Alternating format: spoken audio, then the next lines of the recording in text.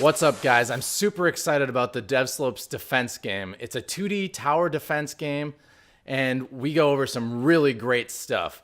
I'm going to teach you how to manually set up a map using Unity's snap to grid tools. We go over enemy spawning, 2D animations, pathfinding, and even shooting projectiles. I even cover generics a little bit and how to use them in a super powerful way. We end the game off with some awesome sound effects, and I even teach you how to build the game so you can send the file to your friends and they can play it too.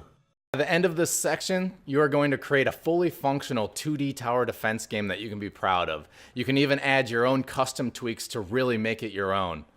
I'm really excited, and I hope you guys love this section.